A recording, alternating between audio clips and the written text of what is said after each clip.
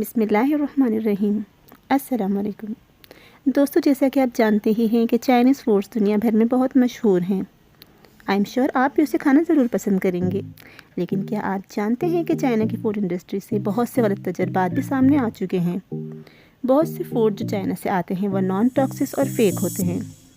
आप शायद ये सोच रहे होंगे कि ये चीज़ें सिर्फ चाइना तक ही महदूद हैं, लेकिन ऐसा नहीं है, बल्कि ये आपके करीबी स्टोर्स में भी दस्तयाब हो सकते हैं। यूएस की 90% सुपरमार्केट्स में चाइना से फूड इंपोर्ट होता है।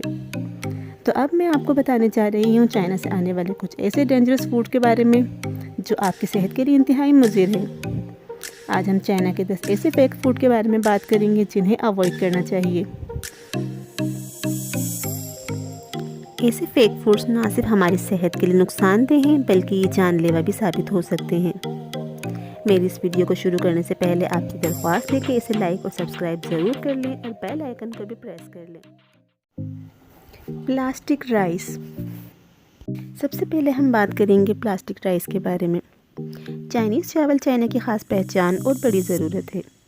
चाइना दर हकीकत बिलियन मैट्रिक टन चावल की सालाना पैदावार करता है, लेकिन अफसोस की बात यह है कि बहुत से चावलों की इकसाम जेन्युइन नहीं होती। दरअसल ये प्लास्टिक से बने होते हैं। बेसिकली ये आलू से बने होते हैं जिनमें इंडस्ट्रियल रेजिन यानी ग्लू मिलाया जाता है। ये आम चावलों की तरह मार्केट्स में बेचे जाते हैं जिन्हें डाइजेस्ट करना खासा मुश्किल होता है। इन चावलों के 3 बाउल खाना एक प्लास्टिक बैग खाने के बराबर है, जो कि इंसानी सेहत के लिए इंतहाई मुज़िर है। इन चावलों को चेक करने का आसान तरीका ये है कि अगर आप इन्हें आग में जलाकर देखेंगे तो ये फ़ौरन जलना शुरू हो जाएंगे या प्लास्टिक की स्मेल आना शुरू हो जाएगी।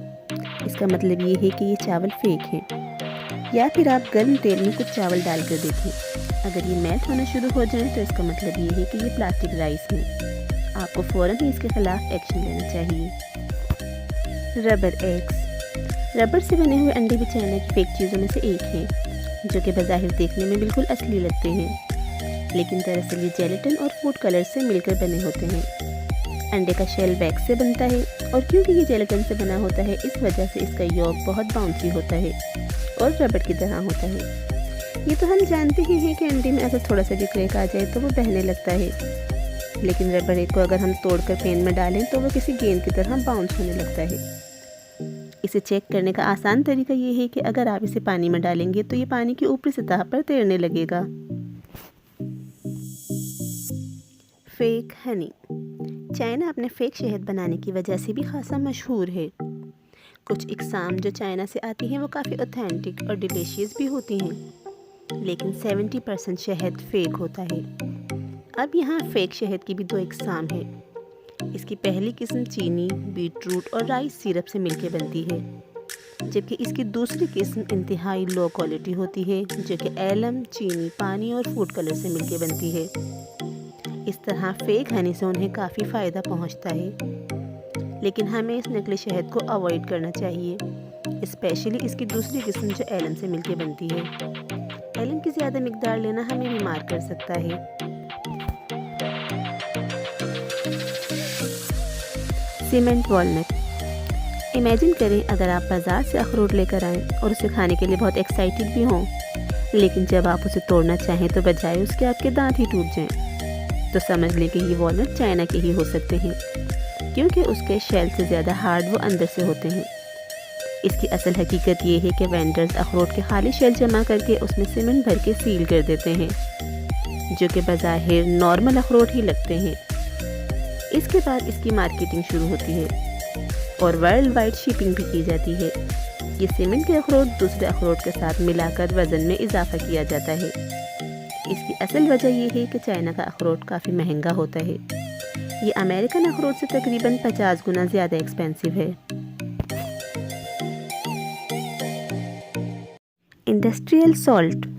हम अपनी फेवरेट फ्राइज़ और फेवरेट खानों में चाइनीज़ नमक बड़े शौक से डालते हैं, जो कि टेबल सॉल्ट भी कहलाता है, लेकिन दर हकीकत ये चाइनीज़ सॉल्ट या टेबल सॉल्ट नमक नहीं है। ओरिजिनल सॉल्ट 2 किस्म के मिनरल से मिलकर बनता है, Na सोडियम और Cl क्लोराइड, जिसका केमिकल नाम NaCl2 यानी सोडियम क्लोराइड है। बहुत से चाइनीज़ व्यापारी ये चाइनीज़ सॉल्ट टेबल सॉल्ट के नाम से फ़रोख्त करते हैं, जबकि टेस्ट में भी नॉर्मल सॉल्ट की तरह बिल्कुल नहीं होता है। और ये नमक इन्हें आम नमक के मुकाबले में काफ़ी सस्ता पड़ता है। लेकिन चाइनीज़ सॉल्ट को ज़्यादा मिकदार में इस्तेमाल करना हार्ट अटैक के ख़तरे को बढ़ाता है, तो हमें किसी कीमत पर भी इसे अवॉइड करना चाहिए और अपनी सेहत का ख्याल रखना चाहिए। Fake piece. दोस्तों, आप में से शायद ही कोई ऐसा होगा जिसे मटर खाना पसंद नहीं होंगे। ख़ास तौर से ये बच्चों में काफ़ी मकबूल होते हैं। हम इसे पुलाव और नीमको वगैरह में बहुत शौक़ से खाते हैं। लेकिन अगर आप अपने बच्चों को ये मटर खिला रहे हैं तो ये जानना बहुत ज़रूरी है कि कहीं ये चाइनीज़ मटर तो नहीं। वो मटर जो चाइना से इंपोर्ट होते हैं दरअसल फ़ेक होते हैं, जो कि सोयाबीन, ग्रीन फूड कलर और मेटाबेसोफेट से मिलकर बनते हैं।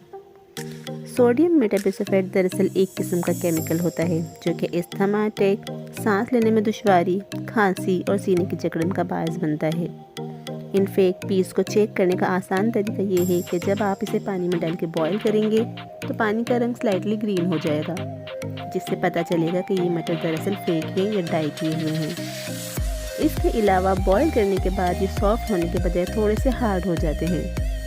इस तरह के मटर इस्तेमाल करने से हमें बचना चाहिए और अपने घर वालों की सेहत का ध्यान रखना चाहिए।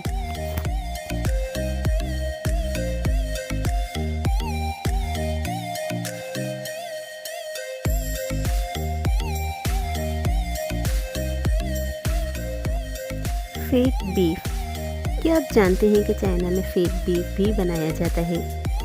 फेक गोश्त बनाने के एक्सपेरिमेंट वो काफ़ी टाइम से करता आ रहा है। ये फेक गोश्त उन्हें काफ़ी सस्ता पड़ता है और हर इंसान के बीच में आ सकता है। ये फेक गोश्त बज़ाहिर दिखने में और टेस्ट में आम गोश्त की तरह होता है।